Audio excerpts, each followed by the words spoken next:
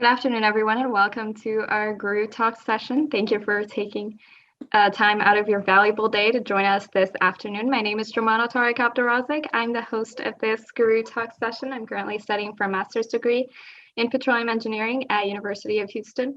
Please allow me to start off by thanking our organizers and main supporters, PioPetro, Arab Guru, and the Society of Petroleum Engineers, SPE. Last but definitely not least, special thanks to the director of both PioPetro and Arab Guru, Dr. Ahmed Egarhi.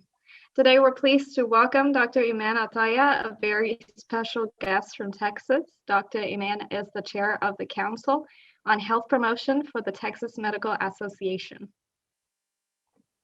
Dr. Eman Attaya is a medical doctor, Texan born to Egyptian parents. She received her Bachelor's of Science in Cell and Molecular Biology, residency training in Diagnostic Radiology, and fellowship training in MRI. She has been in private practice for almost 10 years. Outside of work, she's also involved in organized medicine, serving as the chair of the Council on Health Promotion for the Texas Medical Association to help improve the health of Texans. She also writes and illustrates children's poems and picture books with beneficial messages. If you haven't already, please make sure to check out our previous courses on PioPetro YouTube channel, our latest interviews on Arab Guru YouTube channel, and join our Facebook page, Arab Oil and Gas Academy, for the latest updates on our upcoming courses and interviews. Hi, Dr. Eman. Thanks for joining us today. We're so glad to have you on Arab Guru. Hi, everyone. Thank you so much. It's such an honor. I'm happy to be here. We'll start off with early life / personal life questions. Are you ready? Yes. Okay. How would you describe your childhood and where did you grow up? Okay, so I was born and raised here in Lubbock, Texas, and my parents are Egyptian. And so we kind of grew up in a culture of both American and Egyptian cultures. And we retained a lot of the Egyptian culture by speaking Arabic at home. So our parents would force us to speak Arabic at home. We would watch Musad Sadat, that would help improve our Arabic. We'd watch a lot of satellite Arabic TV.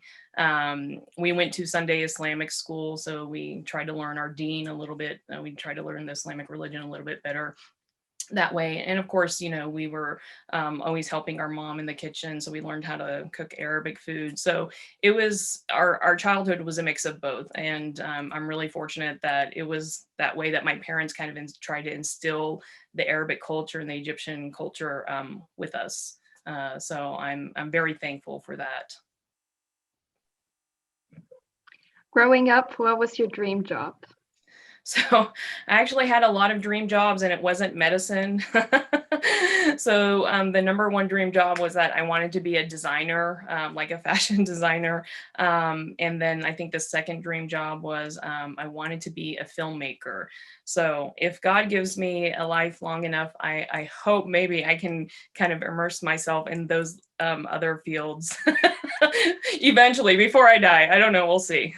Yeah. Next Hollywood star, hopefully. Not a Hollywood star, but I love to tell stories. And so when I was younger, I used to write out really long stories. And after I would watch a movie, I would say to myself, I really wish I could do that. I really wish I could make that movie. And I don't watch a lot of movies, but I always wanted to I'm a creative person, so I always wanted to produce things, make things. So I know I'm definitely not a Hollywood star, but I always wanted to, create a story. Yeah. That's very interesting. Yeah. What was your hobby as a kid?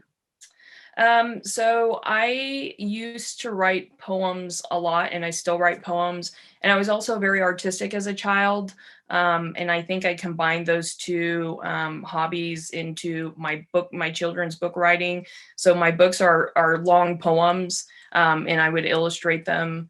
and I illustrated the books as well. We also, all of my siblings, we were really into music. So we played I played the violin and piano. My other siblings would play like the bass and the piano. Everybody plays piano. So music is still, and actually after I got really busy with school, I stopped playing the piano, but recently I've started picking up playing the piano again. So that's been fun. Yeah. So what do you do, and how has the industry changed since you started? So I am a radiologist, and a radiologist is a physician who uses imaging to diagnose diseases. And I would say since I've started working, and I've been working in private practice for about 10 years, our volume and complexity of cases has increased a lot. Now we have cases that are thousands of images. And so it is kind of tasking.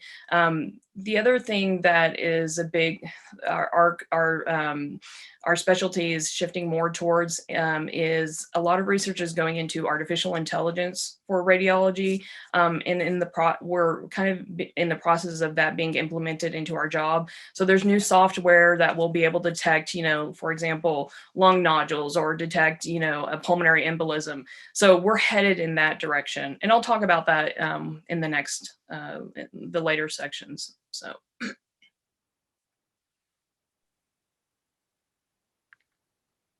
Have you ever made a single change that led to tremendous success in the industry? That was a hard question. I would say no, I have not achieved tremendous success yet. So not yet.